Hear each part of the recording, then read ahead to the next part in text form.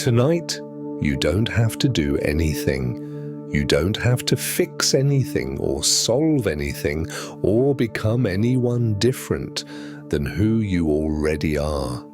There is nowhere you need to get to before you're allowed to rest. You've arrived already, just by lying down, just by being here at the end of another long day.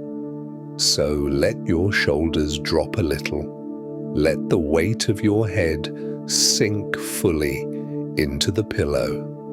And if you've brought the usual list to bed with you, the quiet inventory of everything that's supposedly wrong with you, everything you're meant to work on, improve, overcome, you don't have to set it down by force. It can lie here with us. We're not going to fight it tonight, because you know the feeling underneath that list. It's older than any of the items on it. It's the feeling of being somehow at the root of it all, the problem. Not a person having difficulties like everyone, but a difficulty shaped like a person. Too anxious, too scattered, too much, not enough. Behind where you should be, worse than you appear, patched together in ways that other people would recognize instantly if they looked closely, which is why part of you works so hard to make sure nobody ever looks closely. And so the self became a project, a permanent renovation, something you'd finally finish one day, fix one day, and then, only then, be allowed to rest, be loved, be done. I want to say the whole message of tonight right here at the start plainly, so it can be working in you while everything else unfolds. There is nothing in you that needs fixing tonight, not because you have no flaws. Everyone has flaws. You're not an exception to being human, but because you are not broken, and you never were. Tired, yes. Carrying things, yes.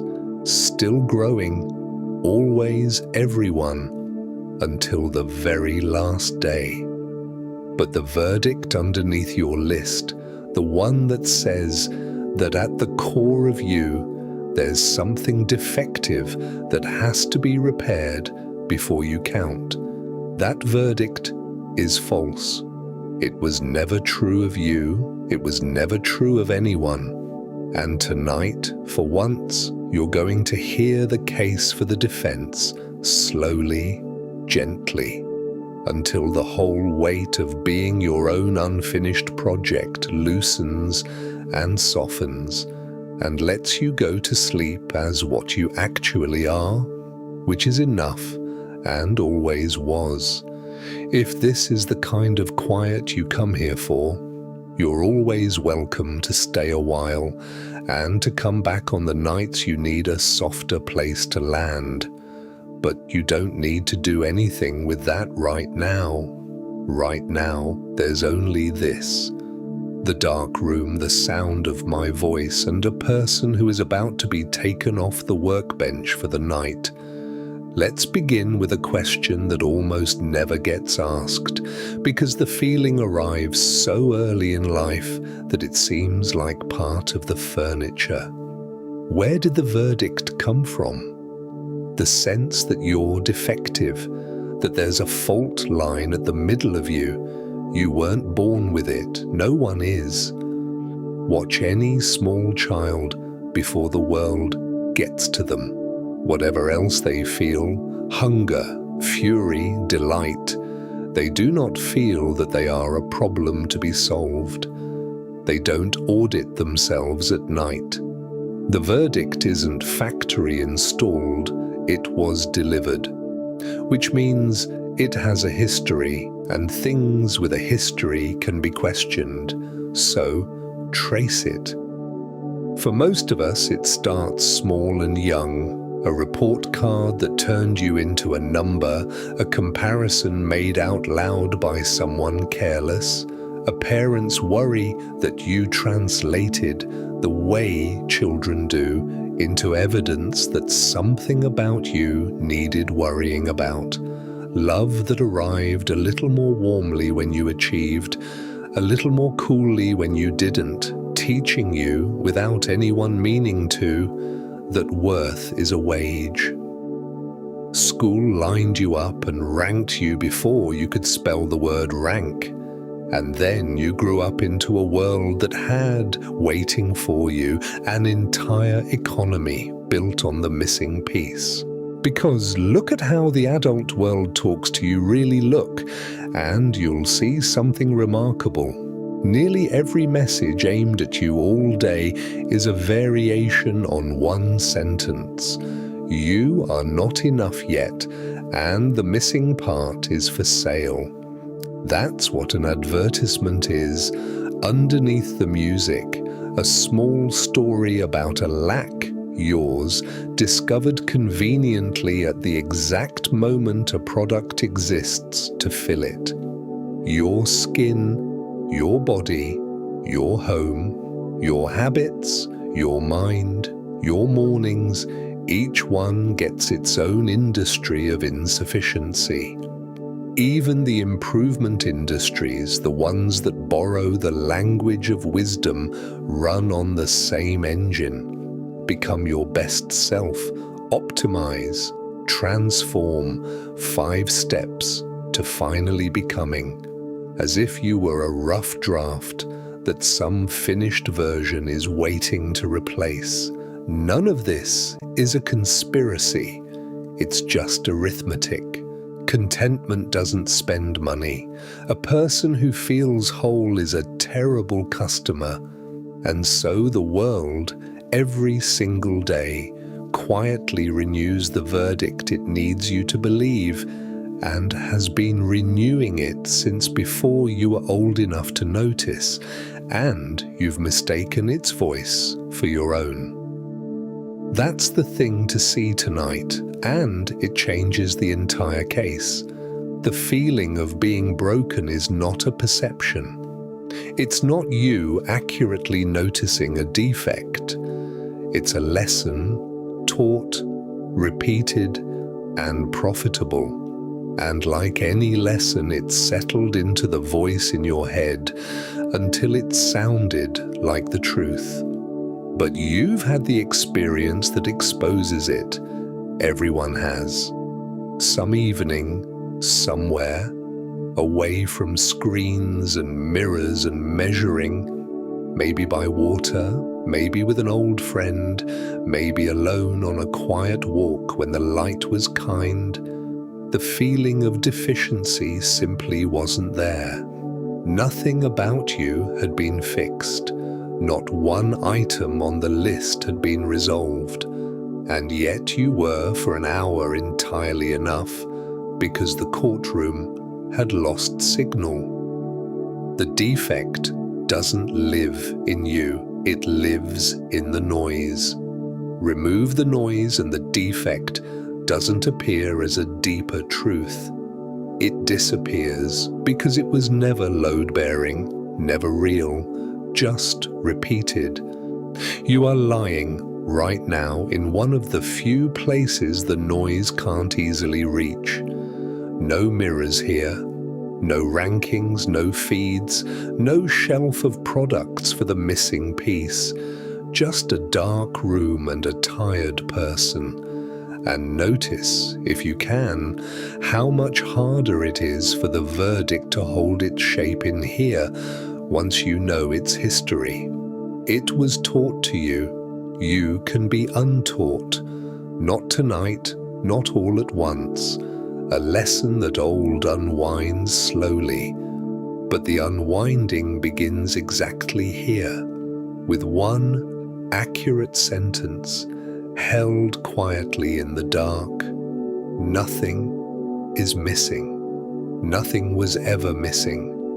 There was only ever a world with something to sell and a child who believed it, and that child can be forgiven too and can rest now. Now let's look at the promise that keeps the whole project running, because you've been living on it for years and it has never once paid out. The promise goes, when? When I finally lose it, earn it, finish it, fix it. When the anxiety is handled and the habits are clean and the career is where it should be, then the feeling of enough will arrive. Then I'll rest. Then I'll be able to live in my own skin. The finish line glows out there ahead of you, and everything now is just the qualifying round. Except you've crossed finish lines before. That's the evidence nobody sits with. You have actually achieved things that a younger you was certain would deliver the feeling. The grades came, or the job, the person, the money, the milestone. At least some of them came, didn't they? And what happened? There was a day of it, maybe a week, that bright arrival feeling. And then, quietly, before you'd even finished celebrating, the line moved. The new when appeared, already glowing, already out ahead. And the enoughness you'd been promised was somehow still exactly one achievement away. The way the horizon is always exactly one walk away, no matter how far you walk. Psychologists have a name for this. The way arrival never delivers what the road promised.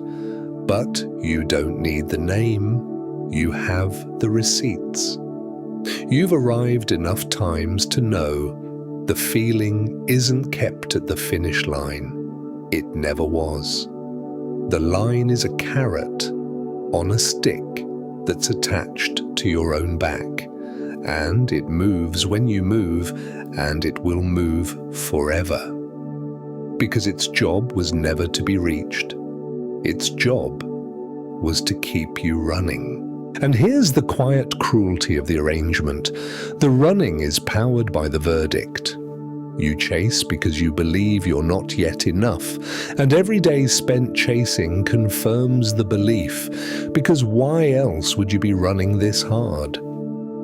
The project of fixing yourself manufactures every single day the very brokenness it promises to cure. It's a machine that burns its own exhaust. And you cannot win it by running faster. No one ever has. The fastest runners you know are the most haunted. You've seen it.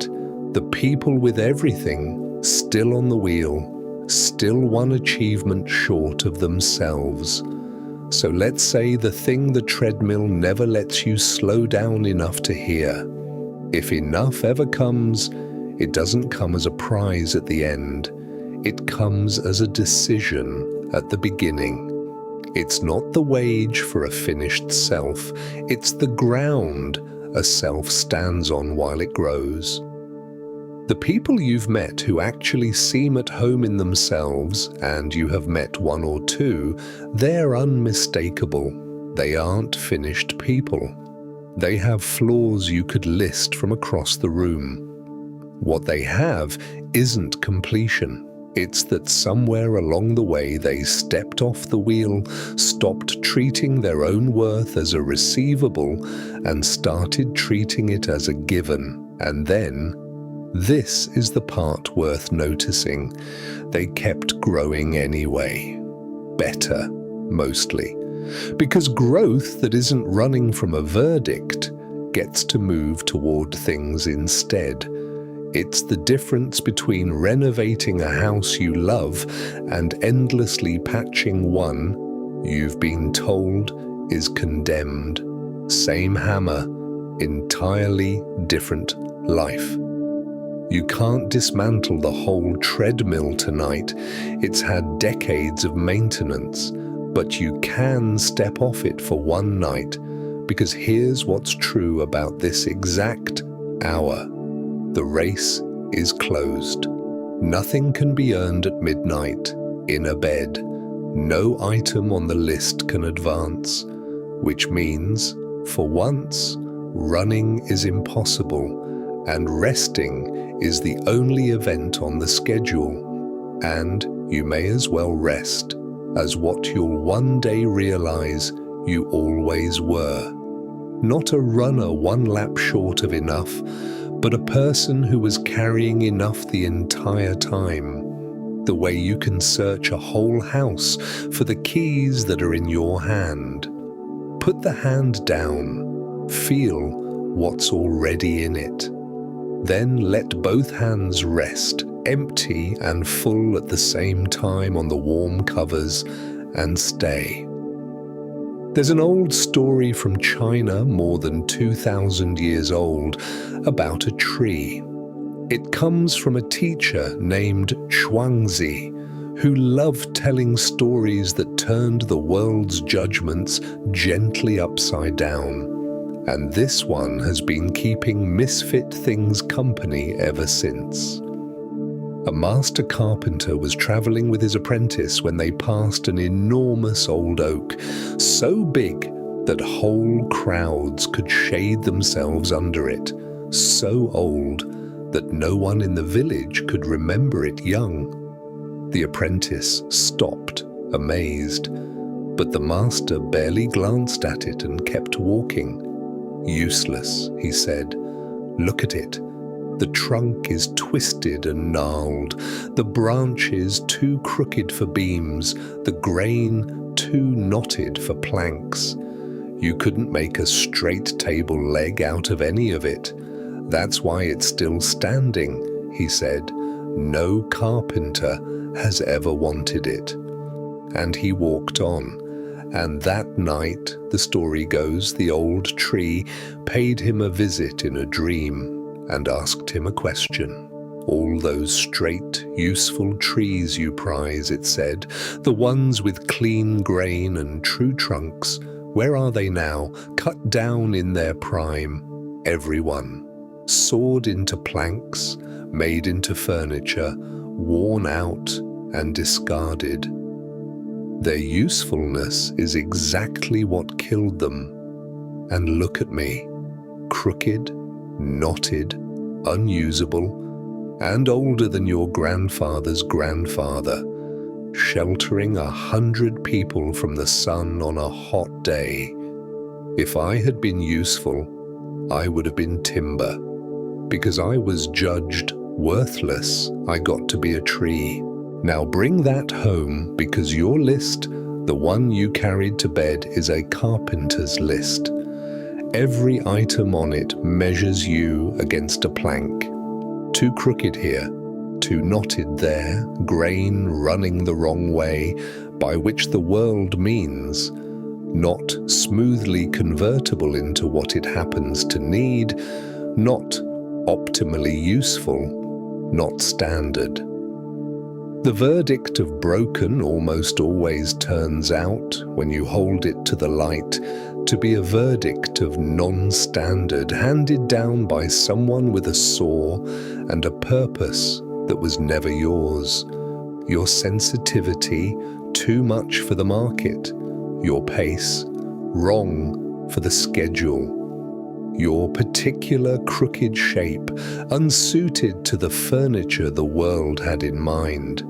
And all the while, the very features on the defect list are doing quiet, magnificent work off the list. The sensitivity that makes crowds hard is exactly what lets you feel what others miss. The slowness is where your depth comes from. The strangeness is the shade, the shelter, the reason certain people can rest around you and nowhere else. Ask the ones who love you what they love. It's never the plank parts. It's always, always the crooked branches.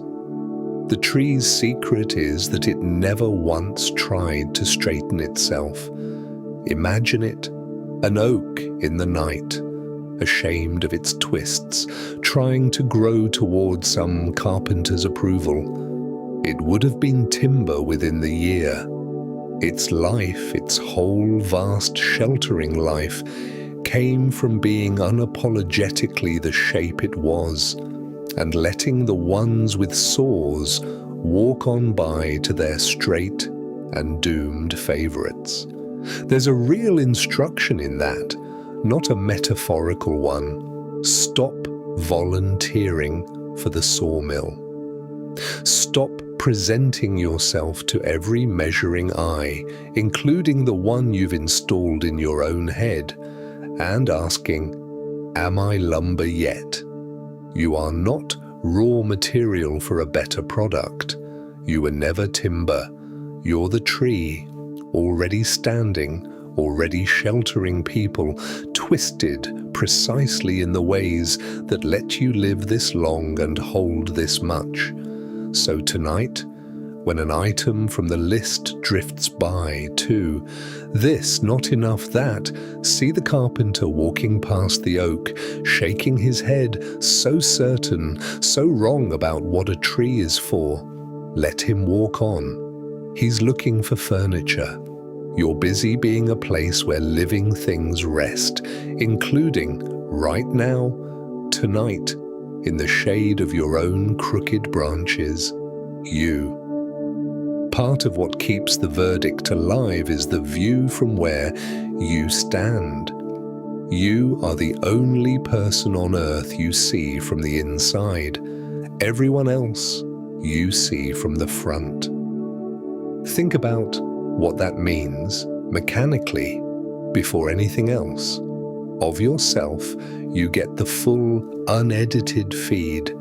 Every anxious thought, every unworthy flicker, every gap between how you seem and how you feel, every 3 a.m. rerun, every effort it takes to appear composed.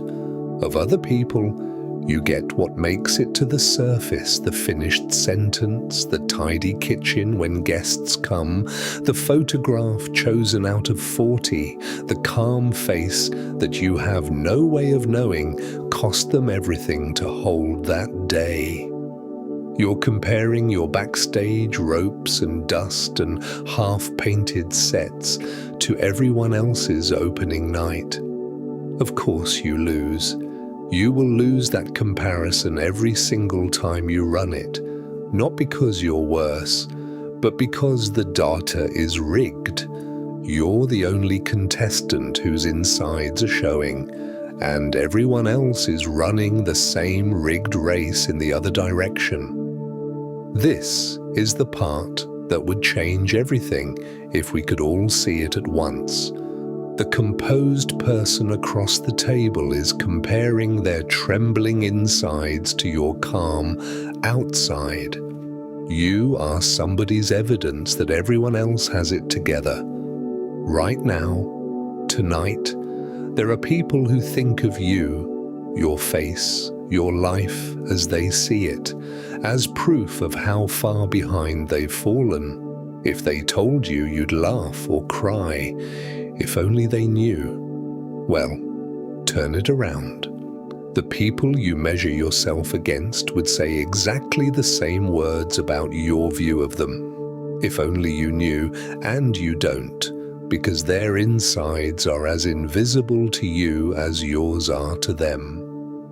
The whole human world is a street of lit shop windows, every one of us standing in our own back room looking out at everyone else's display, concluding we're the only shop with a mess behind the counter. There is no shop without the back room, there is no person without the backstage. What you're ashamed of isn't your defect, it's just your interior. And everyone has one, and every interior looks like yours, unfinished, effortful, patched, tender, trying. While we're here, one more mercy from the same family. That harsh spotlight you feel, the sense of being watched and assessed, your flaws catalogued by the room, it's mostly empty light. People aren't cataloguing you, They can't. Their attention is where yours is, on themselves, on their own back room, on how they came across. The stumble you replayed for a week, the people who saw it forgot it by dinner, not because they're kind, but because they were busy starring in their own difficulty. You've spent years performing for an audience that turns out to be a theatre full of other performers, each rehearsing, each convinced the seats are full and watching them. The seats are empty. Everyone's on stage. You can stop performing at any time. The reviews you feared were never being written. So tonight, retire from the comparison, not by winning it, but by seeing there was never a real opponent, only front of house glass and your own interior held up against it. If you compare at all, compare like with like, your inside to other insides, and on that comparison, the honest one, you are not behind. You are standard issue human. A lit window, a cluttered back room, a person doing their best in both. Same as everyone. Exactly, comfortingly, the same as everyone. And the back room, since we're in it, since this bed is it, isn't a shameful place at all when nobody's pretending. Look around. It's warm in here. The mess is just life's inventory. The light is low and kind.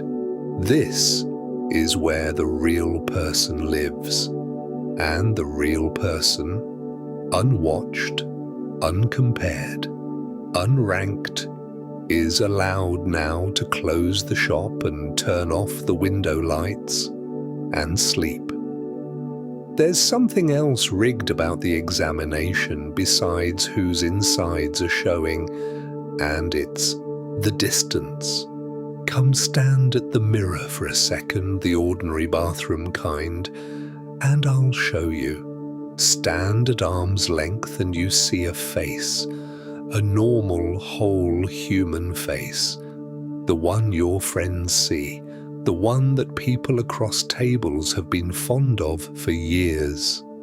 Now lean in, closer, 2 inches from the glass, under the bright bulbs, and look at the same face now. Pores like craters, stray hairs, asymmetries, blotches, a landscape of flaws that were invisible 60 seconds ago. Nothing about the face changed on the way in. Only the distance did. And here's the question that matters. Which view is true? The instinct says the close one. Closer means more accurate, more honest, seeing what's really there. But that's wrong, and it's worth understanding exactly why it's wrong. A face doesn't exist at 2 inches. Nobody meets you at 2 inches. A face is a thing that happens at conversational distance. That's the range it was made for, the range it lives at, the range where its whole meaning operates, expressions, warmth, the play of attention, everything a face is for. Examined at a distance, it was never meant to be seen from. Any face on earth, the most beloved face you know, becomes a catalogue of defects. The close view isn't the honest view, it's just the wrong lens, reporting noise and calling it truth. Now notice where you stand when you examine yourself, not your skin, yourself, your character, your history, your personality, your worth. Everyone else in your life you view from conversational distance. You see whole people, in motion, in context, doing their best, and you find them, on the whole, lovable. Yourself, you inspect from 2 inches, under the brightest bulbs you own, at 3 in the morning, holding each floor up to the glass alone, severed from the living face it belongs to. The anxious habit examined solo, 2 inches out, monstrous. The old failure pressed to the lens, enormous. Of course it all looks like damage at that range. Everything does. Sainthood itself wouldn't survive the distance you routinely put yourself under. You have never once been seen by anyone the way you see yourself at that hour, because nobody else can get that close, and this is the point, nobody would want to, because there's nothing true to see there. You at 2 inches is not a deeper you, it's an optical artifact, noise from an instrument used outside its range. The people who love you, meanwhile, are standing where the truth actually lives, at the distance where you happen as a person. From there, the catalogue dissolves back into a face. The flaws don't vanish, they take their place in the whole, the way pores belong to skin, and skin belongs to a smile, and what's visible from the human distance is the only thing that was ever really there. Someone whole, in motion, doing their best, easy to be fond of. Their view of you is not generous. It's calibrated. Yours is the distorted one, and it's distorted in the exact way a microscope distorts a kiss. So tonight, step back from the glass. That's the whole move. You don't have to fix anything you saw at 2 inches, because nothing you saw at 2 inches was real at any distance a life is lived at. Let yourself return to arm's length, then to across the room, then to the distance of the dark, where a person isn't a surface at all anymore, just a warmth, a breathing, a presence in a bed. That's the truest range of all, and from here notice there was never anything to inspect, just someone here, just you, at last, seen from far enough away to be seen. Now listen, for a moment, to the voice that reads you, the list, not the items, the tone. Because if you slow it down and actually hear how you speak to yourself about yourself, it can stop you cold. What's wrong with you? You always do this. No wonder anyone else would have managed. Flat, contemptuous, tireless. Now, do the simple experiment that undoes it. Imagine saying those sentences in that tone to someone you love who came to you hurting. Imagine your closest friend sitting on the edge of your bed saying, "I feel like I'm falling apart," and you answering the way you answer yourself. You can't even complete the picture. Your whole body refuses it. You would never.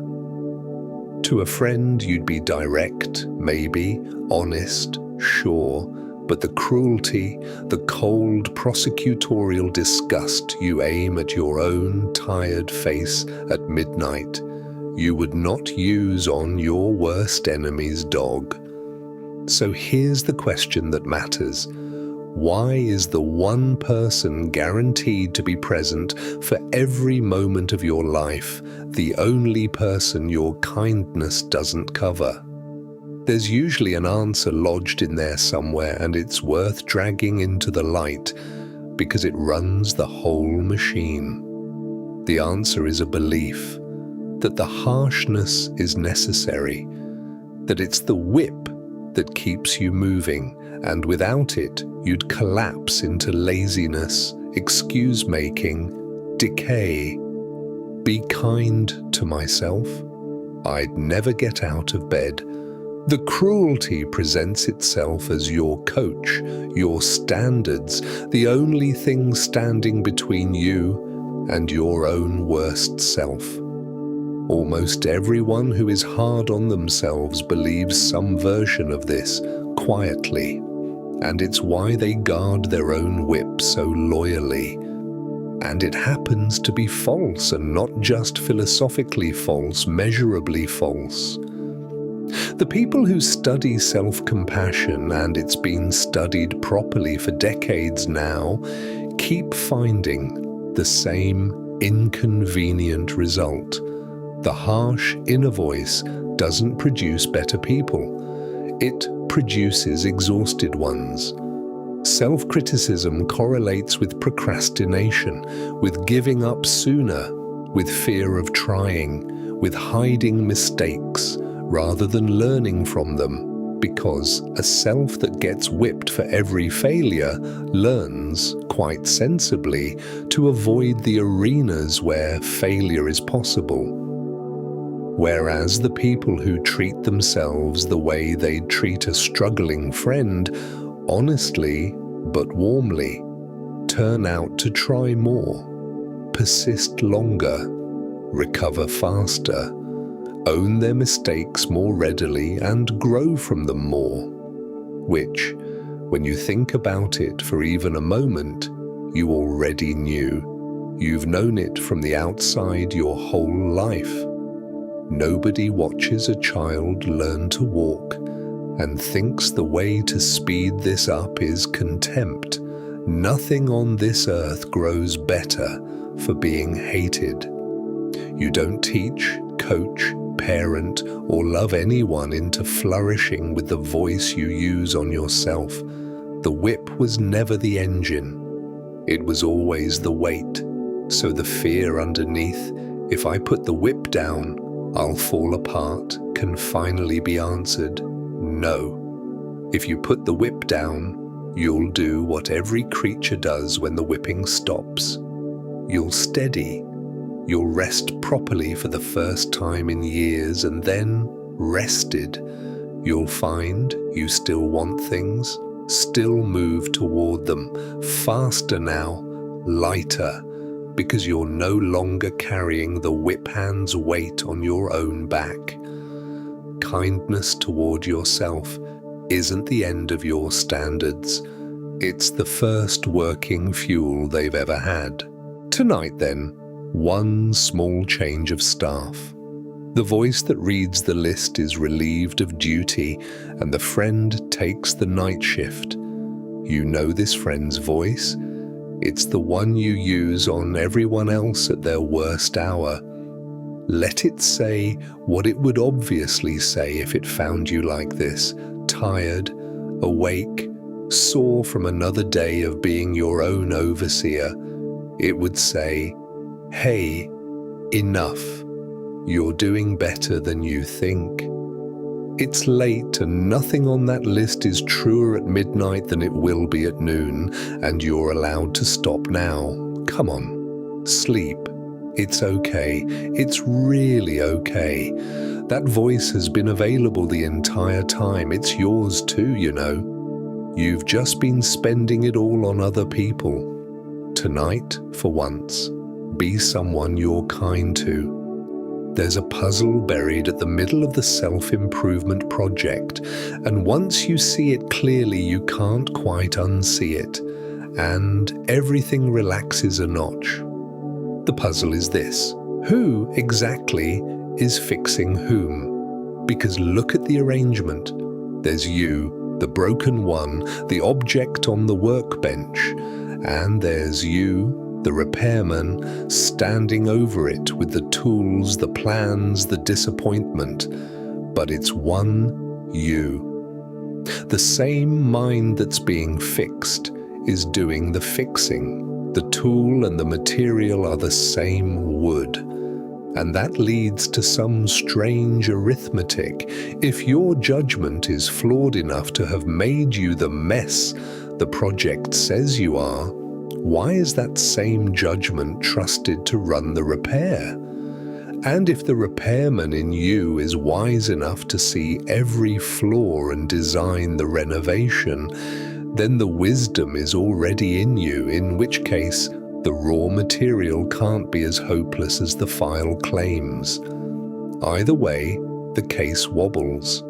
The project needs you to be broken enough to require fixing and intact enough to do the fixing, and it never explains how you're both. An old philosopher, the kind who liked pointing at things rather than proving them, put it in images. A knife can cut everything except itself. Teeth can bite everything but themselves. A hand can grasp the whole world and cannot grasp its own grasping.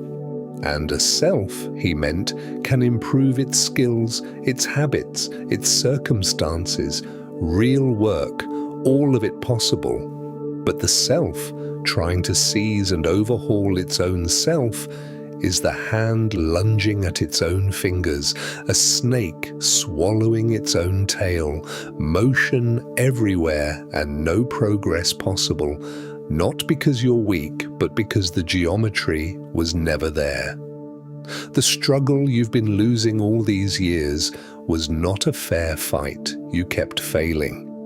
It was an impossible posture, and the exhaustion you feel isn't evidence of your deficiency. It's the ordinary tiredness of anyone who's spent decades trying to lift the floor they're standing on. Notice, too, what the project does to time. The fixer lives permanently in the future, with the blueprints, the person you're supposed to become. The fixed one is pinned permanently to the past, the record of faults, the case file. And the only place a person can actually be alive here tonight, this breath, is exactly where the project never lets you stand. Because the present moment is the one place where you're not a before or an after, just a person. Breathing, being. That's why the rare hours when you forget the project entirely, absorbed in something, laughing with someone, walking with no destination, feel so suspiciously good. Nothing was fixed in those hours. You just briefly stopped standing over yourself. The bench was empty. The repairman had wandered off. And what remained wasn't the broken thing the file describes, it was just you, functioning beautifully, the way a hand grasps perfectly, the moment it stops trying to grasp itself. So here's tonight's strange, gentle instruction, stranger than advice usually dares to be. Don't work on yourself tonight, not even in the good way. Don't fix, don't improve, don't observe yourself for progress, don't even try to become calmer. That's the hand lunging again, wearing a nicer glove. Just knock off. Let the workbench stand empty in the dark, tools down, sawdust settling, the whole renovation site quiet for the night. Whatever is genuinely worth growing in you, and there are such things, they grow like everything else grows, sideways, unwatched, out of rest and warmth and time, never out of the clench. The paradox resolves the moment you stop gripping. The self that can't be seized was never a fist to begin with. It was always more like breath.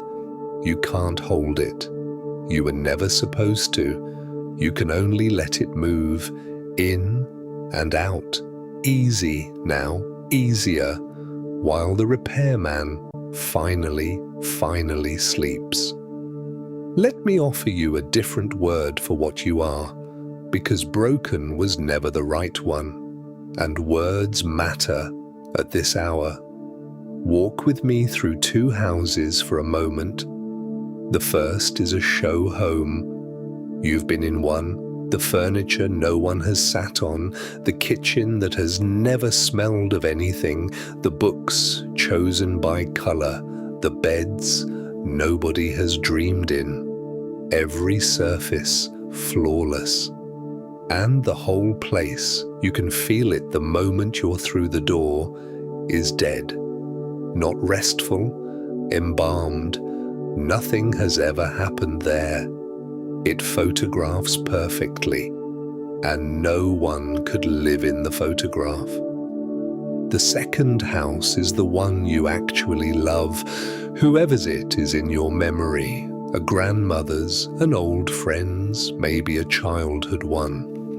The stair that creaks in the same place it's creaked for 40 years. The door frame with the pencil marks climbing it, dates and heights. The table with the burn from the pot someone set down during some long ago crisis that became a story, that became a legend. The floorboards worn pale in a path from stove to sink to chair, worn by nothing but decades of someone's feet, living. Every mark in that house is information. Every floor is a record of use, of warmth, of things having happened, of life moving through. Nobody walks into such a house and says, "What a damaged property." They say, "What a home." The marks are not the house failing to be a show home. The marks are the house succeeding at being lived in. Now, the list you brought to bed, go down it again with the two houses in mind and watch the items change category as you look at them. The worry lines, the guardedness that came from the year you got hurt, the tiredness in you that never fully lifts, the habits formed in old economies of survival that outlasted their eras, the scuffs on your confidence, the burn mark from the crisis that became a story. Item by item, ask honestly, is this damage or is this wear? Because they are not the same thing. Damage is what happens to a thing used wrongly. Wear is what happens to a thing used fully. And you have been used fully by love, by work, by grief, by years of showing up to a life that asked a great deal of you. The marks the verdict calls defects are, nearly all of them, worn floorboards. The visible path of a person who kept walking between the stove and the chair, kept tending, kept living here all this time. You are not a show home, and thank goodness. Show home people exist. You've met one or two, surfaces immaculate, nothing ever having been risked or spilled, and being near them is like standing in that dead, perfect kitchen. Nothing to touch, nowhere to sit, no smell of anything ever having been cooked. The people the rest of us actually rest around are the lived-in ones, the creaky, marked, warm ones, whose floors are all stories, whose wear is all evidence, in whose presence it is finally safe to have flaws of your own. That's what you are to the people who love you. Do you know that? A house where things have happened, a place with pencil marks on the door frame. Somewhere the stairs creak familiarly in the dark, and nobody minds because the creak means home. So tonight, retire the word broken and let lived in take its place, and feel the difference in your own chest as the word settles. Broken means send it back. Something's wrong. This needs repair before use. Lived in means the opposite. This has been used and loved, and it works, and its marks are the proof. Nothing gets returned. Nothing needs sanding back to factory finish. There was never anything wrong with the finish. It's just weather and wear and years. And it's beautiful the way worn things are beautiful, which is more, not less, than new. The house of you is old enough now to creak a little at night. Let it creak. Every sound it makes is a story about somebody living here, and somebody does, and they're home now, and the lights are going off room by room, and the house, marked and warm and standing, is settling for the night around the one it's kept safe all these years. Here's a thought from an unexpected direction, from the engineers and the biologists of all people. And it's kinder than almost anything the improvement industry ever printed. In the fields that actually build things that survive, perfect is not the gold standard. Perfect is a warning sign. Ask anyone who designs systems that have to last, bridges, aircraft, power grids, software that can't be allowed to fail. The optimized system, the one tuned to theoretical perfection, every redundancy trimmed, every tolerance exact, every part at its limit, is the one that shatters when the world does what the world always does, which is deliver a day the designers didn't imagine. Perfection is brittle. It works flawlessly inside its assumptions and catastrophically outside them. What survives decade after decade is the other kind of design, the robust kind, margins wider than they strictly need to be. Backup systems that sit idle for years, parts that flex instead of snapping, joints that give a little, slack deliberately left in the ropes. To a perfectionist's eye, a robust system looks sloppy, overbuilt, full of waste, and it's the one still standing after the storm takes the elegant one down. And life, the biologists will tell you, builds the same way, has from the beginning. Evolution has never once produced a perfect creature. It doesn't even try. Perfect isn't a category nature uses. It produces good enough. That's the whole design philosophy of every living thing. Good enough to live, to cope, to adapt, with room left over for the unexpected. Your body is a masterpiece of the sloppy school, redundant organs, backup pathways, repair systems that tolerate astonishing abuse, nothing optimized, everything resilient. You are descended from 4 billion years of good enough, an unbroken line of creatures who were never the strongest or the flawless, but were, every single generation, sufficient for their moment with a little flex to spare. Perfection died out.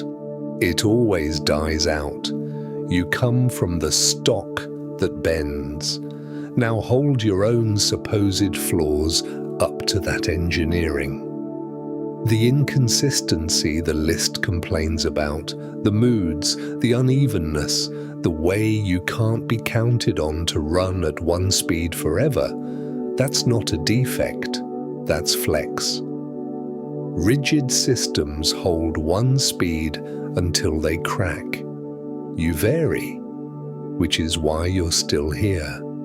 The inefficiency, the wandering attention, the energy spent on things with no output, that slack in the ropes, the idle redundancy that lets a system absorb a shock. And you have absorbed shocks, haven't you? That would have snapped a tighter build. Even the breakdowns, the times you failed outright and had to slowly repair. That's the living design doing exactly what it does best. Not never failing. Nothing alive never fails, but failing survivably and mending and running on. You have been tested by actual weather, decades of it, and the verdict of the only laboratory that counts, reality, is in still standing, still functioning, still warm, still loved, still here. That's not the report card of a broken system. That's a robustness certification signed by every storm that didn't take you down. So maybe good enough was never the consolation prize your report cards made it sound like. Maybe good enough is the design target of everything that endures, and the shame you've attached to the phrase belongs to a fantasy standard that nothing real has ever met. Not bridges, not bodies, not one creature in the whole 4 billion year line that led to you. You were built by a process that never made anything perfect and never needed to, overbuilt in your kindness, redundant in your ways of coping, flexible where the brittle break, sufficient with slack to spare. Rest, then, the way robust things rest, not because every system checked out flawless, but because nothing needs to be flawless to hold through the night. You've held through every night so far. The design is proven. Let it hold you now. If the sky is clear where you are tonight, there's a decent chance a crescent moon is hanging in it somewhere, thin and bright, a sliver of a thing. And it's worth lying here for a moment with what nobody in the whole history of looking up has ever said about it. Nobody has ever looked at a crescent moon and called it a broken full moon. Nobody points at that silver pairing and says, "What a shame. There used to be a whole moon there. Look how little is left. Someone should fix it." We don't experience the crescent as damage, or the half moon as a failure of the full one, or the dark new moon as the moon having finally amounted to nothing. Each phase simply is the moon. That's how we hold it, without ever being taught. One whole moon, seen in different lights at different times, never once less than entirely itself. The fullness isn't an achievement it earns once a month and keeps losing. The fullness is always there, the whole sphere, hanging complete in space every single night. All that changes is the light, the angle, how much of it you can currently see. You have phases. That's not a poetic flourish, it's a plain description of any honest life. There are full seasons when you're bright and round and everything in you is visible and shining, when people look up at you and you can feel it. And there are crescent seasons, thin ones, seasons when most of what you are goes dark, not gone, dark, and only a sliver of you shows. Enough to get to work, enough to answer kindly, enough to keep the essential things alive, and nothing to spare. You may be in one now. Nights like this often belong to them. And the verdict, of course, reads a crescent season the only way it knows how, as evidence of breakage. Where did the rest of you go? You used to be more than this. Look how little is left. But you know the astronomy now. Of yourself, I mean. The rest of you didn't go anywhere. It never goes anywhere. In your thinnest seasons, the whole of you remains, every capacity, every warmth, every strength you've ever had. All of it's still there, in the dark of you, the way the whole moon rides inside the crescent, dimly visible sometimes if you look, that ghostly full circle, cradled in the bright sliver's arms. What changes is the light, what the season asks of you, what it lets you show, how much of yourself the current angle of your life illuminates. Grief dims the light, exhaustion dims it, long winters of effort dim it. None of them subtract 1 gram of moon, and phases move. That's the other thing the moon knows and the verdict doesn't. No phase is a verdict, because no phase is permanent. The moon doesn't panic in its last quarter and conclude it's dying. It has waned and waxed too many times to mistake an angle of light for a fate. You've waxed before. You know you have. You can remember at least one season when you came back rounder and brighter than anyone expected, including you. The waxing wasn't something you engineered with a project plan. It came the way light comes gradually, as the geometry of your life turned, and it will come that way again, on its own schedule.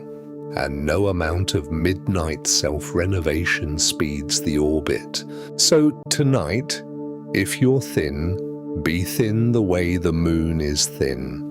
Without apology, still whole underneath, still entirely yourself, resting in your own dark arms. The people who love you can see the ghost of the full circle in you even now. That's what loving someone through a hard season is, holding the memory of their fullness for them until the light comes back around. Let them hold it. Let the sky hold you. There is nothing missing tonight in the moon or in the person watching it. There is only light, moving the way light moves, and a whole self, riding dark and complete inside the sliver, waiting, the way the moon waits, which is to say, calmly, certainly, with all of itself, for the turning that has never once failed to come. Here's a question the verdict has never answered, because it can't. When exactly did your worth become conditional? Name the date, because there was a time, and you lived through it, when nobody demanded you earn your place. You arrived here as a baby, like everyone, and actually think about how you were valued then. You produced nothing, you contributed nothing, you couldn't so much as hold up your own head. Your accomplishments were zero and your prospects were unknown, and yet your worth was so obvious, so total, that grown people rearranged their entire lives just to watch you sleep. Nobody stood over your crib asking what you'd achieved that quarter. Nobody loved you because you were impressive.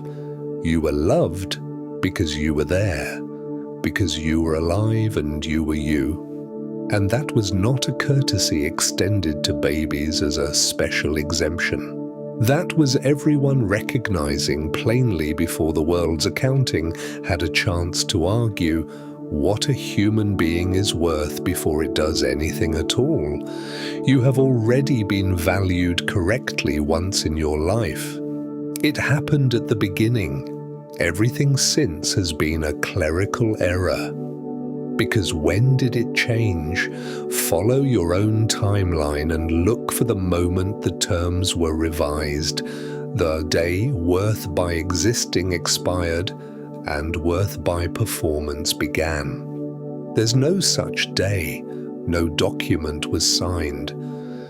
What actually happened is that measuring arrived, school, comparison, the whole apparatus we walked through earlier, and it spoke so loudly and so constantly that the original arrangement got drowned out. But drowned out isn't repealed. The first fact about you, the one your existence established in the delivery room, that you matter because you are, was never actually overturned by anything. It's still in force. It's the oldest law on your books. Everything since has just been noise arguing otherwise, and noise, however loud, doesn't amend the founding charter. If you want proof the original law still operates, look at the creatures who never learned the noise. Be near a dog sometime, yours or anyone's, and notice what it's responding to in you, not your job title. It has never once cared about your productivity, your body, your progress on the list. It responds to your presence, your warmth, the plain fact of you in the room, and it responds with total, unembarrassed joy. People say dogs love unconditionally as if it were a charming animal trick. It isn't a trick. It's just accurate valuation, unclouded. The dog sees what the delivery room saw. It's not that dogs know less than the world about what you're worth. It's that they never learned the error. And here's where it lands tonight. Rest, real rest, belongs to the original law, not the revised one. Watch anyone try to sleep while believing their worth is still out there unearned. It's what you've been doing, isn't it? Lying in bed like an employee who hasn't finished the shift, feeling that even rest must be deserved, that a person this unfinished has no right to be this tired. But you didn't earn your first sleeps, the deepest ones you ever had. You slept like what you were, a creature whose place in the world was settled, who could afford to go completely limp in the dark because nothing about its worth was pending. That's the only way anyone actually sleeps, and nothing about you is pending tonight either, whatever the noise says. The charter still holds. The oldest fact about you is still the truest. You were enough before you did anything, which means the enoughness was never made of doings, which means it cannot be lost by any amount of undone. So sleep the old way tonight, not the employee's sleep, one eye on tomorrow's shift, but the original kind, the kind you knew before the noise, the sleep of someone whose place was never in question. It wasn't. It isn't. Somewhere under all the years of measuring, the first arrangement is still there, still in force. And tonight, you're allowed to lie down inside it, valued the way the dog values you, the way the delivery room did, completely, for nothing, for being here at all. There's a lonely arithmetic that runs underneath the fixing project, and it deserves its own moment, because for many people, it's the engine of the whole thing. It goes, I will be lovable when I'm better, thinner, calmer, more successful, less anxious, more together. Fix first, love after. The renovation isn't really for the house's sake. It's because you believe nobody could want to live in it as it stands. So look at what that belief actually builds, because you may have been living in it for years. If you believe the unfixed you is unlovable, then every bit of love that reaches you gets processed through a terrible filter. Someone loves you, and instead of landing, the love gets audited. They love the version I show them, the presentable one, the performance. If they saw the back room, the real ledger, the 3 a.m. self, they'd leave. And so the love, however real, however freely given, never actually touches the person who needs it, because that person is hidden behind the exhibit. You can be surrounded by love and starving in the middle of it, not because the love is insufficient, but because the performance intercepts every delivery. The mail arrives addressed to the mask, and the cruelest part, the harder you work at being lovable, the worse the starvation gets, because every improvement adds to the exhibit and further hides the resident. Each compliment confirms the fear rather than easing it. They praise the paint, so the paint must be what they'd stay for. This is why no amount of achievement has ever made the wanting quiet. It was never achievement the wanting wanted. Now feel the direction the truth actually runs, because it runs backward from the project's whole premise. Think of the people you love most and ask what made them safe to love. It was never their finish. It was the day the finish cracked.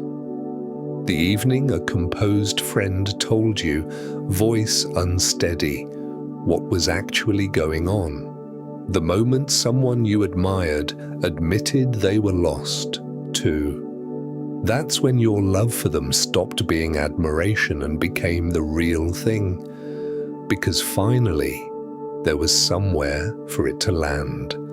A person, not a display. We don't bond to perfection. We can't. There's no grip on it, nothing to hold. We bond at the seams.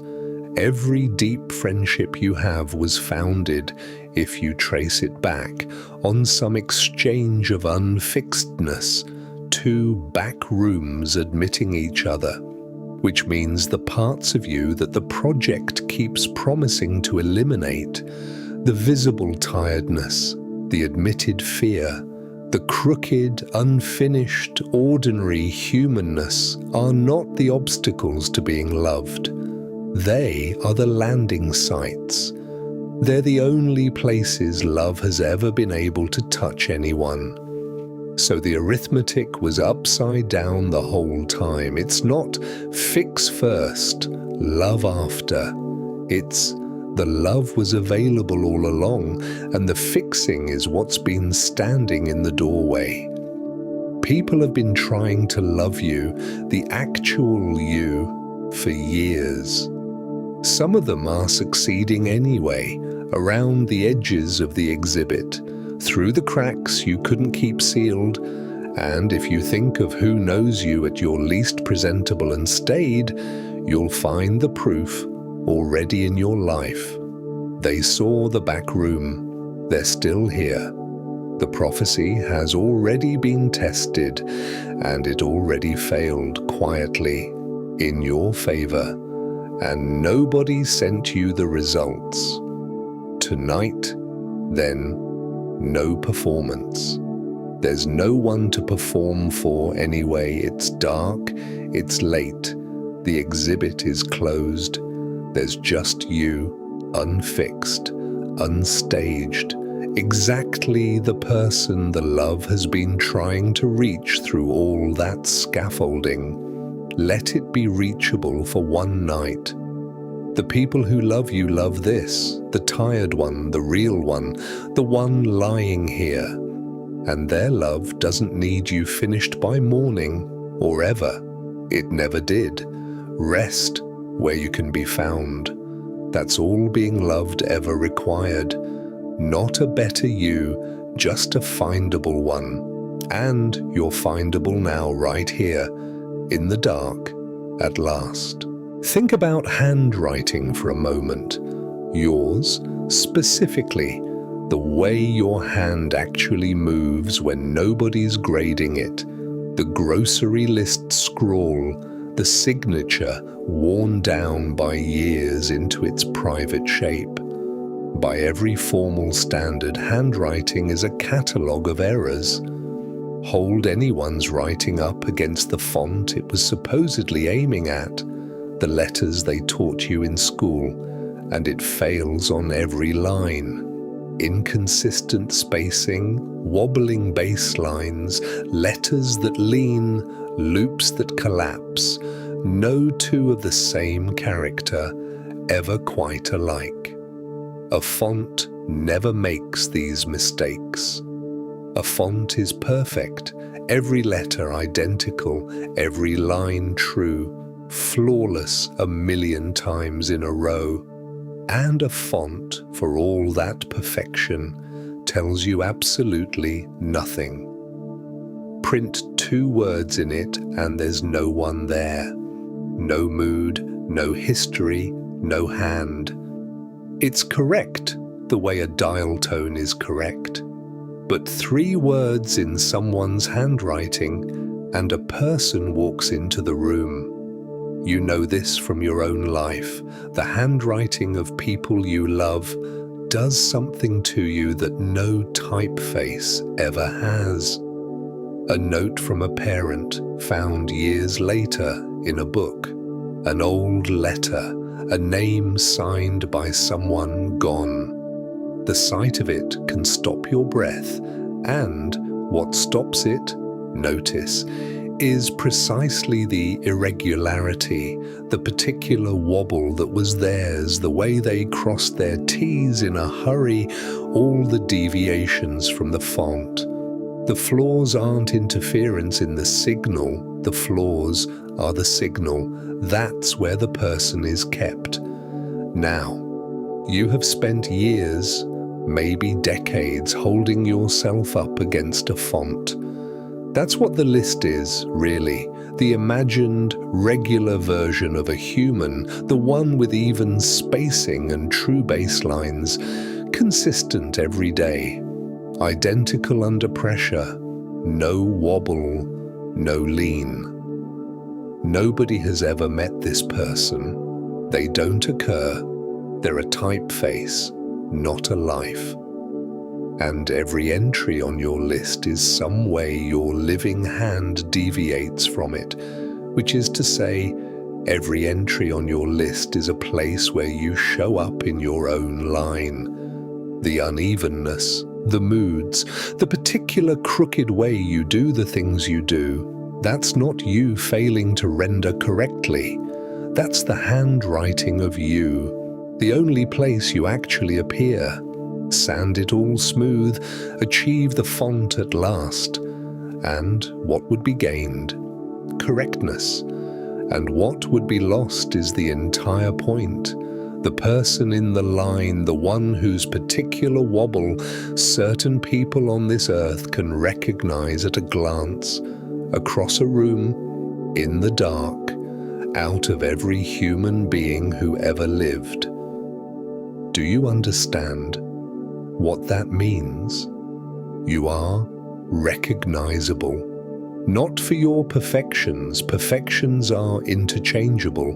Every font looks like every font. You are known and loved by your deviations, and there is no font on earth anyone has ever missed. So, the project of becoming regular was always a project of erasure, and you can be finished with it tonight. Let the baseline wander. Let the letters lean the way your letters lean. They've leaned that way through everything. They're how your life signs itself.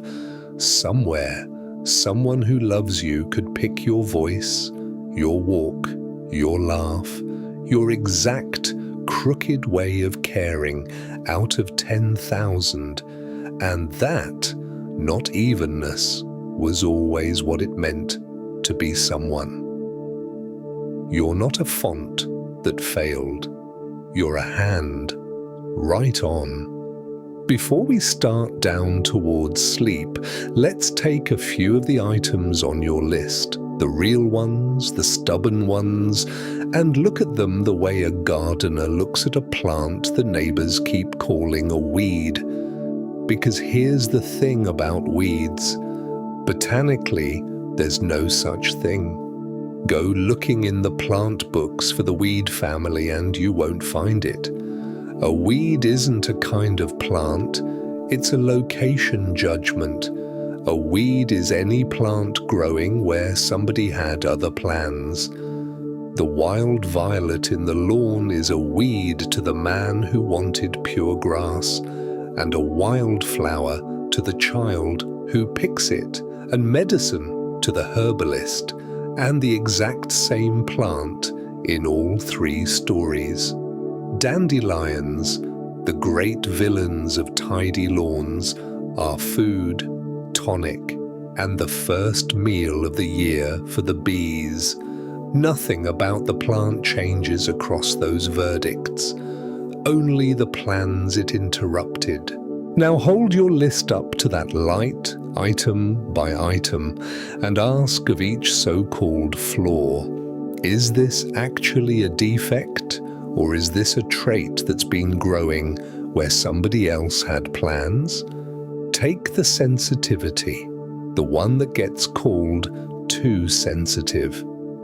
In the rooms where it got you the label big, loud, armored rooms, it interrupted the landscaping, certainly, and it is also in its right ground the exact faculty that lets you read a friend's face from across a room and know before anyone else that something's wrong. It's where your kindness comes from, and your taste, and the reason music does to you what it does. That's not a flaw with a silver lining. That's a capacity, mislabeled by rooms that had no use for it. Take the intensity, the too much. Too much for whom? In its right company, it's the warmth people gather around. It's why the ones who love you describe evenings with you as more alive than other evenings. Take the caution that gets called overthinking, the depth that gets called too serious, the independence that gets called distant. Run down the whole list this way and watch how many entries dissolve under one honest question. Who planted the lawn I keep failing to match? This isn't a trick of positive thinking, and it isn't a claim that nothing about anyone ever needs tending. Gardens get tended. People grow all their lives. Some habits genuinely serve nobody, least of all you, and rested people prune them better than exhausted ones, which is one more reason to sleep. But there's all the difference in the world between pruning a plant and condemning it, between tending what you are and trying to yank it out by the roots because it isn't grass. Most of what you've been trying to uproot in yourself all these years isn't disease.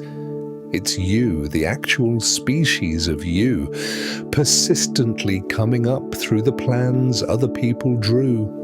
The way violets keep coming up through lawns, not out of defiance, just out of being alive and being violets. And the gardener's real move, the one that ends the war, is not a better herbicide. It's redesigning around what actually grows there. The wise gardeners all arrive at this eventually. You garden with the plant, not against it. You find where the shade lover thrives and stop demanding it love the sun. You give the rambler something to climb instead of cutting it back to look like hedge. Done that way, the same traits that spent years on the defect list become, sometimes within a season, the best things in the garden, and visitors ask how you ever got violets to spread like that. You didn't. You just stopped calling them the enemy. So tonight, no weeding. The garden of you is closed for the night and nothing in it is a weed anyway, hasn't been one since you stopped consulting other people's landscaping plans, which, as of tonight, you have permission to do. Whatever is growing in you is growing on purpose, its own purpose, and it can keep quietly growing in the dark, the way gardens do, while the gardener, done judging, done uprooting, lies down on the warm ground of the bed and rests among what's actually planted here, which is enough, which was always the strange, persistent, flowering point. Let's run a small census before the traditions have their word, a private one, eyes closed, no writing required. Call to mind, one at a time, the people you have genuinely loved in this life, not admired, loved, the faces that belong in that room, family, some of them maybe. The friends who made it past the shop window stage, the ones who were, or are, home to you. Got a few of them there? Now, gently, the question, was a single one of them fixed? Take your time with it, because the answer is doing important work. Go person by person, the one with the temper that embarrassed everyone at least once a year, the one who worried everything to death, who could not be talked out of a catastrophe once she'd built it, the one who was late to everything his whole life, including, someone joked through tears, his own funeral. The disorganized one, the too loud one, the one who drank more than he should have some years, the one who never once in 40 years said the thing she actually felt until it burst out sideways. Every person in your room of loved ones walks in carrying a list as long as yours, longer, some of them. You know their items by heart, that's what knowing someone is. And now the real finding of the census. At no point did their flaws sit on one side of a scale with your love on the other, waiting for repairs to tip it. The love didn't subtract the flaws and bind to the remainder. It took the whole person, list included, and in the strangest cases, and you know the cases I mean, it wove itself into the list. The fussing became endearing, the lateness became the family joke, the temper became part of the weather of a person you would not have traded for a calmer model. You did not love them despite the unfixed parts, as some act of charity. The unfixed parts were in the love, dissolved in it, like salt in the sea, inseparable. Now here's what the census proves, and it proves it with your own signature. Flaws do not block love. You are the evidence. You have spent your whole life loving unfixed people, easily, naturally, without once requiring the renovation to be finished first, without even wanting it half the time. Loving broken and whole people is, on the record of your own heart, the thing you do most readily in this world. So the belief we keep circling that you, uniquely, must be repaired before love can properly apply to you requires something extraordinary to be true. It requires that you be the single exception to a law you yourself have enforced in the other direction all your life. Everyone else gets loved as is by you, and you alone must earn it fixed. On what grounds? Issued by whom? The census finds no such clause. It finds one law applied universally in every direction you've ever actually looked, Love takes people whole, or it isn't love, it's shopping. And the people who love you, you understand what this means now, are running the same law from their side. Your items, the ones that burn on your list at 2 a.m., look from over there the way your loved one's items look from here, known, factored in long ago, woven through, some of them secretly treasured. Somebody finds your particular worry endearing. Somebody tells your lateness as a fond story. It's the law. You've been living under it, protected by it, all along, and the only place it was ever repealed was in your own imagination, in one direction, about one person. Repeal the repeal. Let yourself back under the common law tonight, the one your own heart has been enforcing forever. Whole people, loved, whole. It was always big enough to cover everyone in your room. It was always big enough to cover the one taking the census. And underneath the census lies one more quiet fact, the strangest one of the night. So let it in slowly. For a thing to be defective, there has to be a specification. Think about what the word broken actually requires. A watch is broken relative to what a watch is supposed to do. A copy is flawed relative to the original.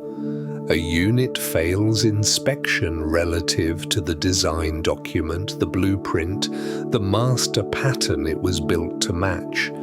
Defect is not a property a thing can have on its own. It's a distance, a measured gap between the thing and its spec. No spec, no gap. No gap, no defect. This isn't wordplay.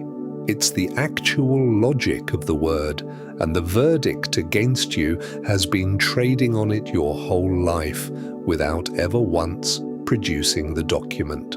Because where is the specification for you? Not for humans in general, for you, the particular one. There has never been one. You are not a copy of anything.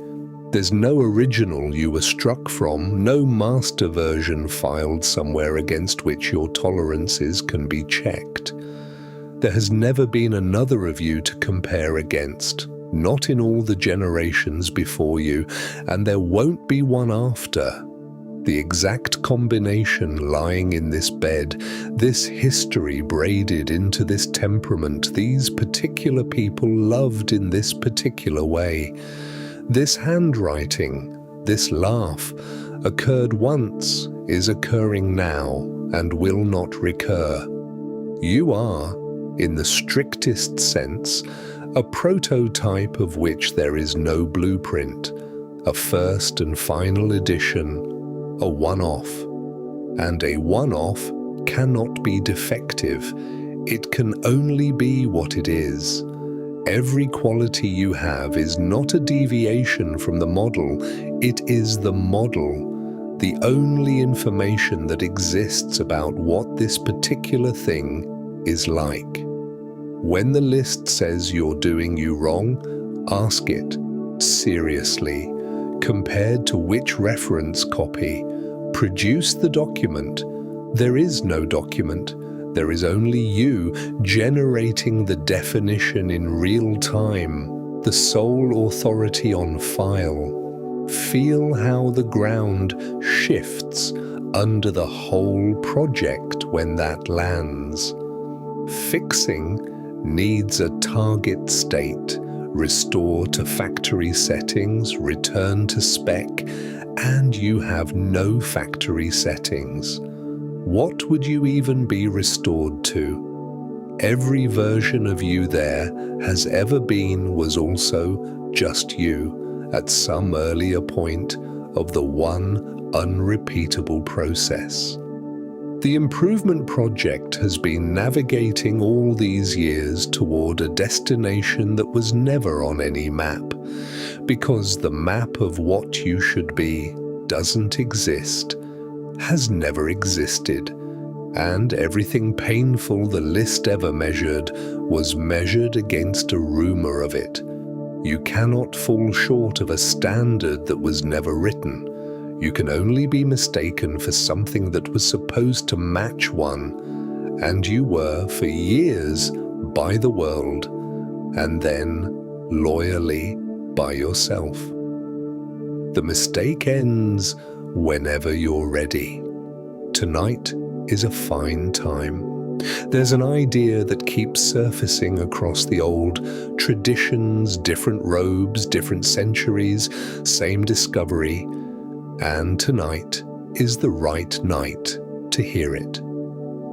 The idea is this: wholeness isn't something you build, it's something you're made of, and the work, such as it is, was never construction. It was excavation, remembering, clearing the leaves off something that was finished before you started.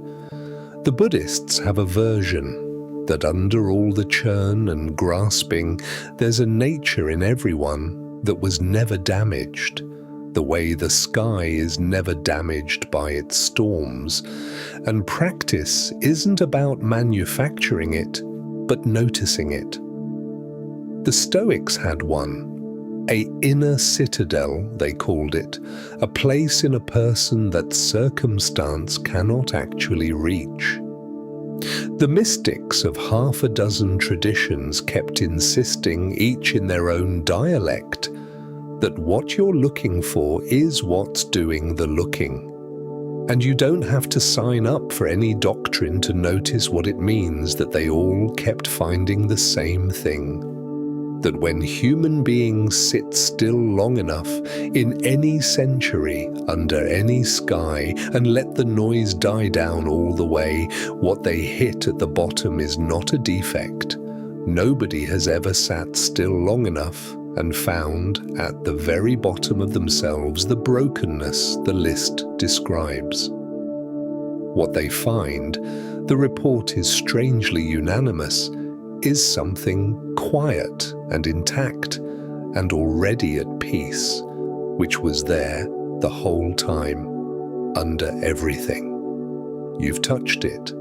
This is the part I most want you to take seriously, because it isn't mystical at all. Those moments we keep circling back to tonight, the hour by the water, the evening the deficiency feeling simply wasn't there.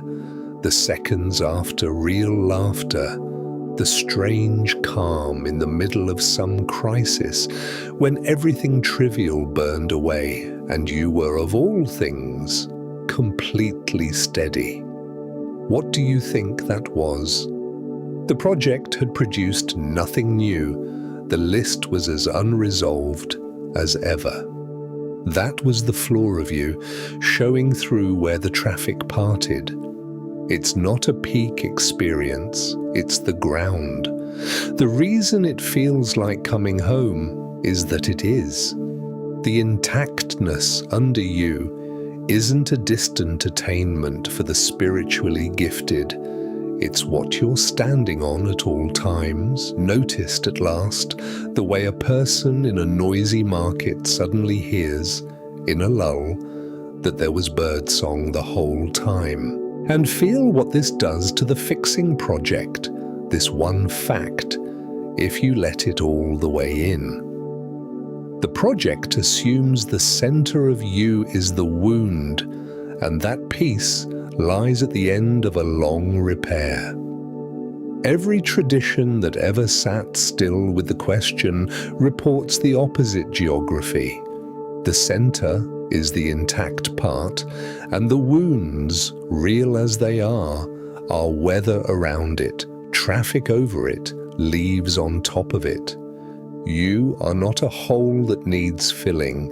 You are a well that needs, at most, some clearing, and tonight not even that. Wells don't have to do anything to be full. The water isn't a reward for the well's self-improvement, it's just there, under everything, being what wells are. So, as you get heavier now, as the words start to matter less, and the warmth starts to matter more, let the whole search stand down. There's nothing to reach for, and this once, that sentence isn't a disappointment, it's the good news, the best in the world. Nothing to reach for, because nothing is missing. What you were hoping to become at the end of all that fixing, someone settled, someone at home, someone enough, isn't ahead of you, it's beneath you, it's what's holding you up right now. It's what has held you up through every storm you ever mistook for yourself. The storms were never you, the holding was. Sink toward the holding. It's there, it's always been there. You don't have to believe it. The ground doesn't require belief, only wait, and you have weight, and the night is long, and the bottom of you, friend, was never broken. Rest on it. There's a newer pressure on the list, one your grandparents' generation never had to carry to bed, and it deserves naming before we go down to the water, because it may be pressing on you without ever having been said out loud. It's the pressure to be coherent, to make sense as a person, to have your pieces align, the work matching the values, matching the image, matching the history, one clean, consistent story, like a brand. Because that's the water we all swim in now, isn't it?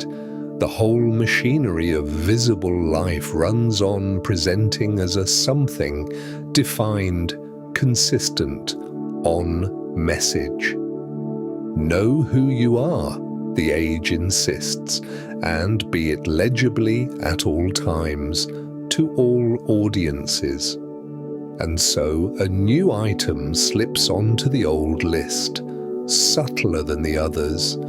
The sense that you're doing personhood wrong because you don't cohere, because you're one person at work and another with old friends and a third alone in the car, because you hold beliefs that don't sit neatly together, because you loved something for 10 years and then stopped, because you are gentle and also sharp-tongued, disciplined about some things and hopeless about others, sure on Tuesday and unsure by Friday. The brand logic reads all of that as a flaw in the product, inconsistent, off message, in need, once again, of fixing, this time into a tidier story. But a person was never supposed to be a brand, and the incoherence the age keeps flagging is not a malfunction. It's the oldest and most reliable sign of the genuine article. A poet, a great, shaggy, joyful one, was once challenged about contradicting himself, and his answer has been quoted with relief for a century and a half. Very well, he said, I contradict myself. I am large. I contain multitudes. He wasn't excusing a flaw, he was stating a specification. A living self is not a statement, it's a population. There are crowds in you, the workday one and the midnight one, the brave one and the frightened one, the version your oldest friend knows and the version still surprising you. And they do not need to be reconciled because they were never a committee that had to publish one report. Only manufactured things are consistent all the way through. Only products stay on message. Everything alive is plural, seasonal, mid-argument with itself, and the aliveness is in the plurality. Your contradictions are where your growing edges are, where the next you is already disagreeing with the last one. A self with no internal contradictions isn't enlightened, it's finished growing, which living things never are. So strike the coherence item off the list entirely tonight and, if you can manage it, for good. You are under no obligation to make sense, not to the feeds, not to the room, not even to yourself, least of all at this hour. You don't owe anyone a niche, a through line, a story that scans. The people who actually love you, we've established what they love, and it was never your consistency. Nobody ever lay awake missing someone's brand alignment. They love the population of you, the whole unruly parliament, including the members that contradict each other, including the ones you haven't introduced to anyone yet. Let the parliament adjourn for the night. Then, all of them, the workday self and the midnight self, the sure one and the doubting one, every delegate of you filing out of the chamber with nothing resolved and nothing needing to be.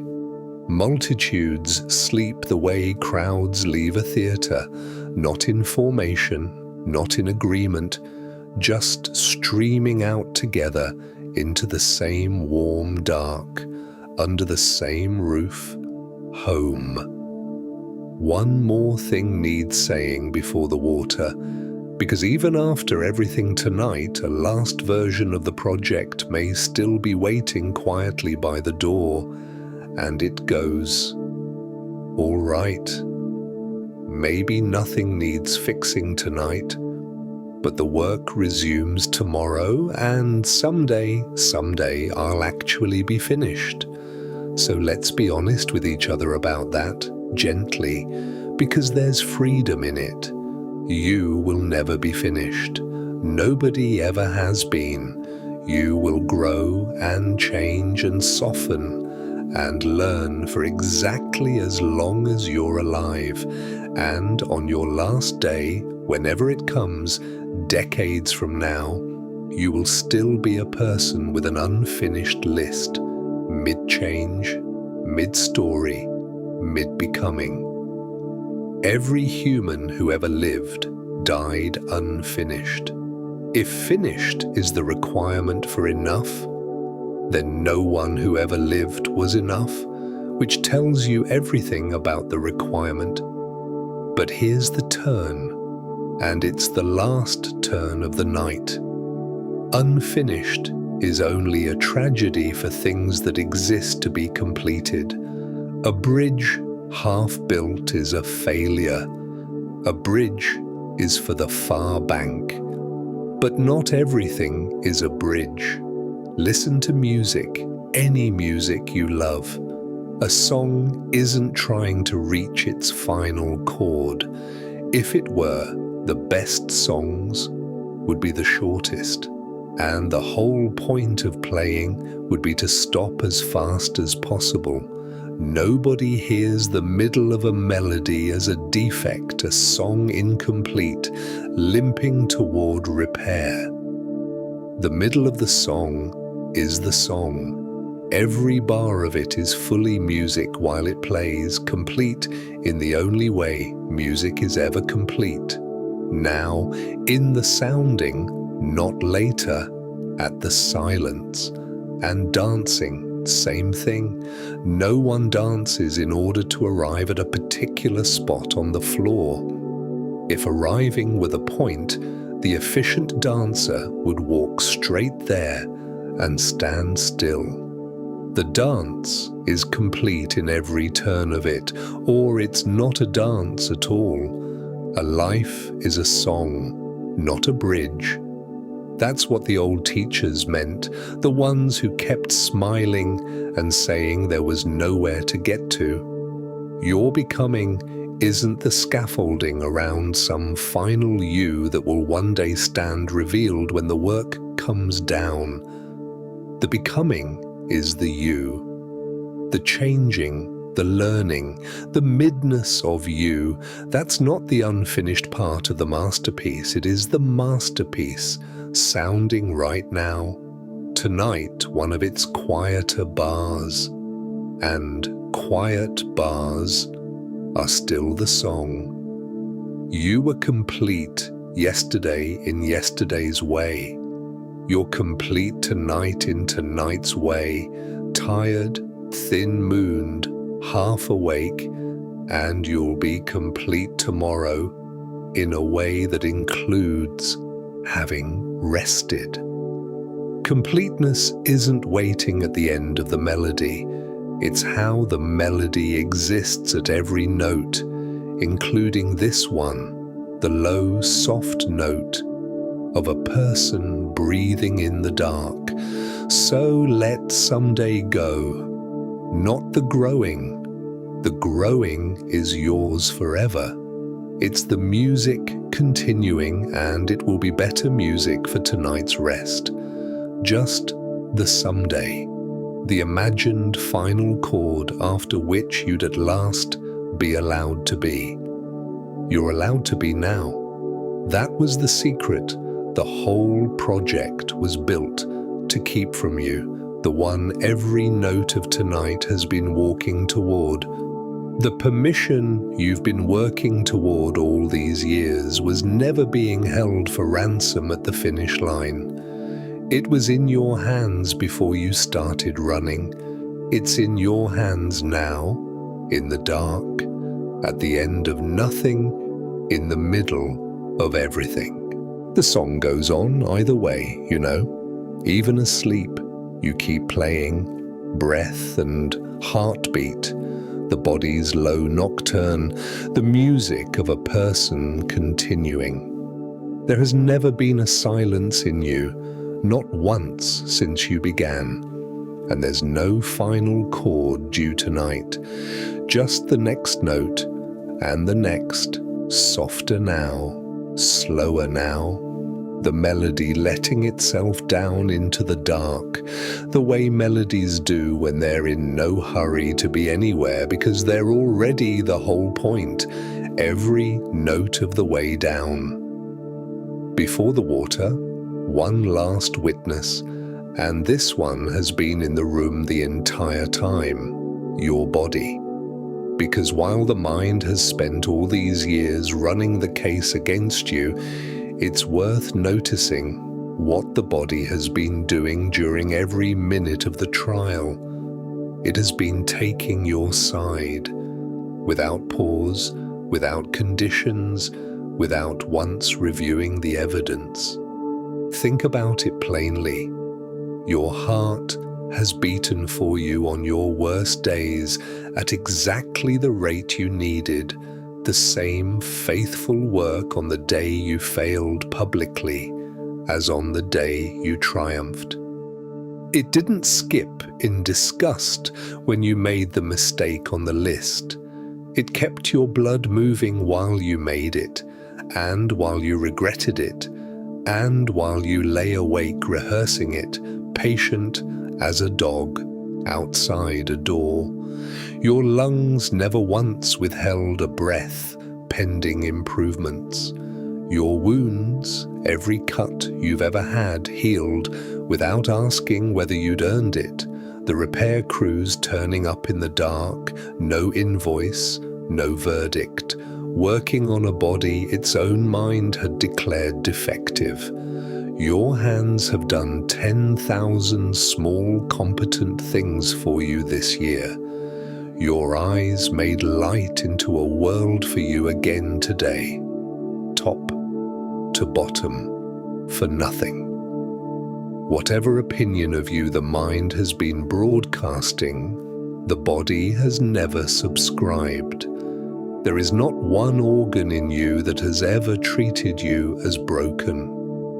The whole animal, every cell of it, has voted for your life continuously since before you could think, and it is voting right now, in the dark, in the slow, loyal rhythm you can feel if you put a hand on your own chest.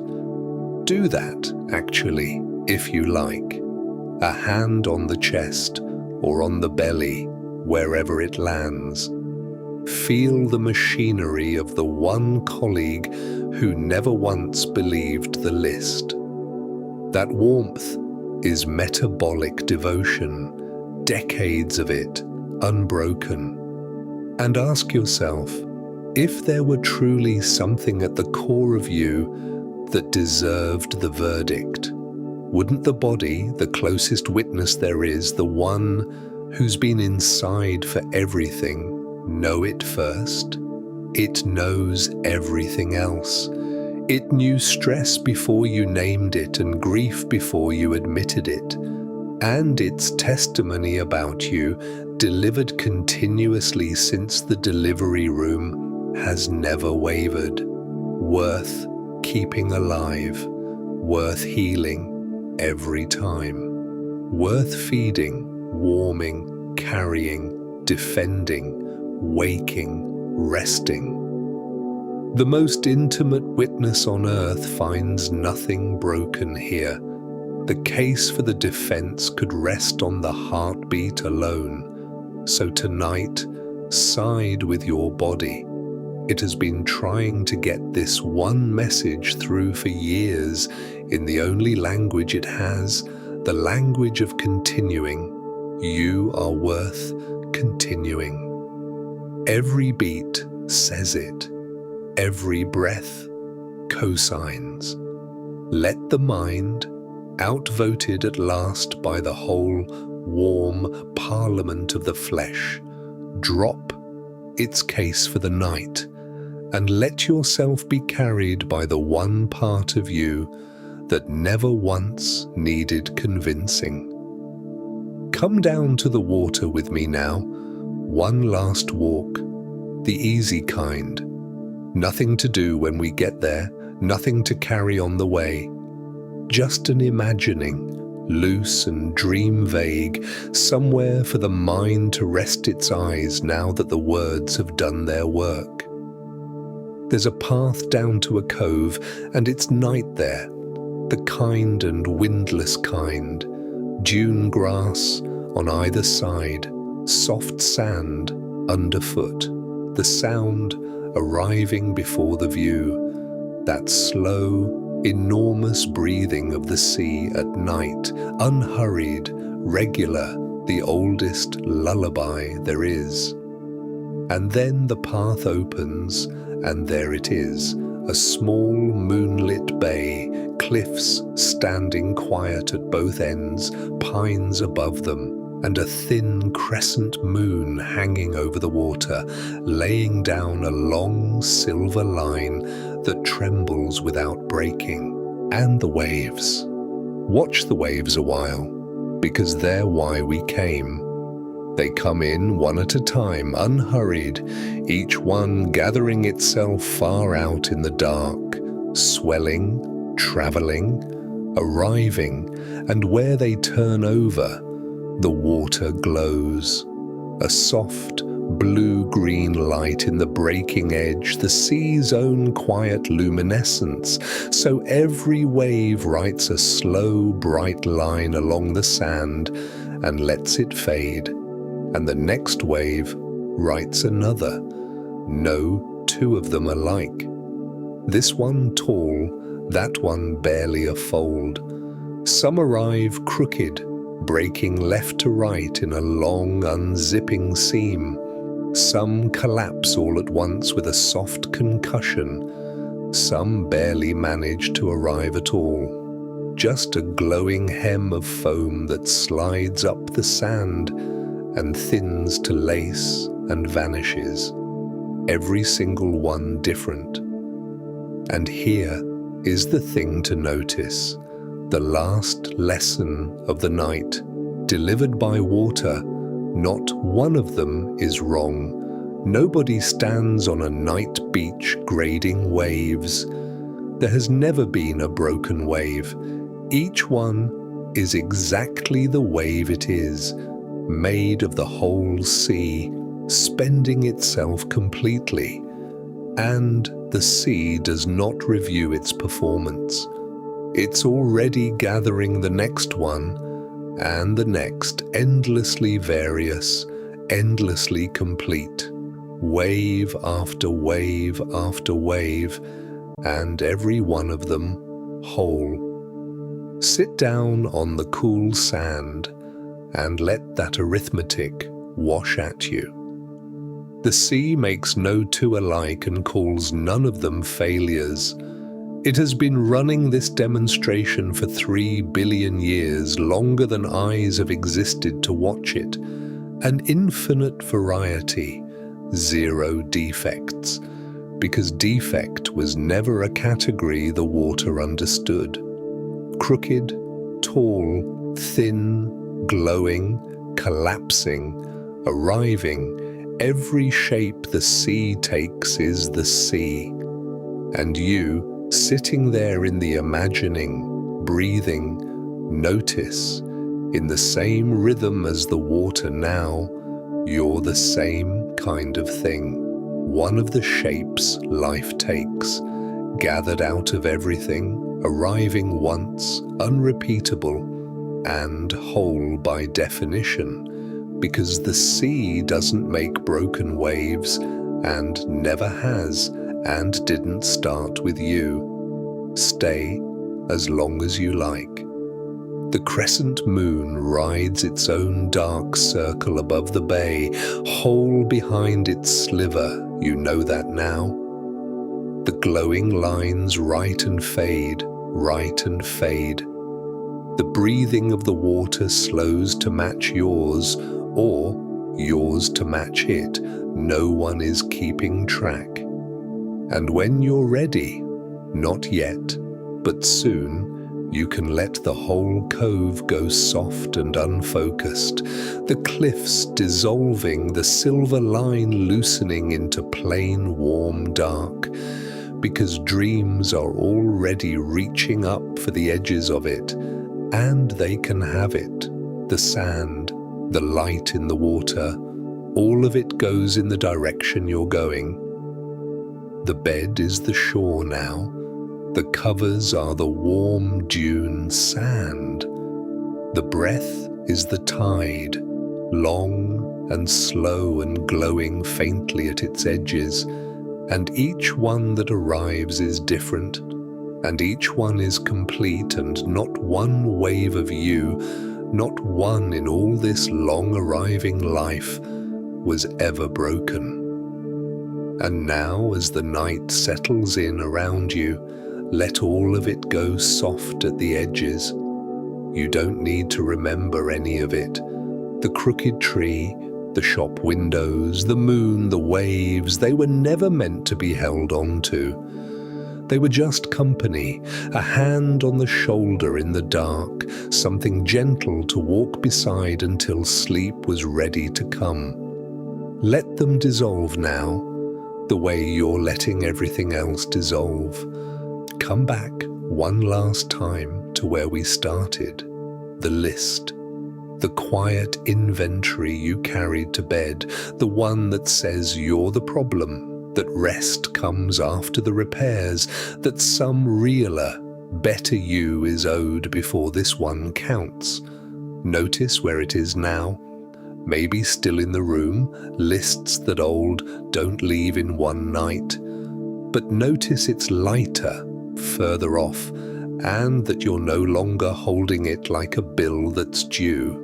You know its history now.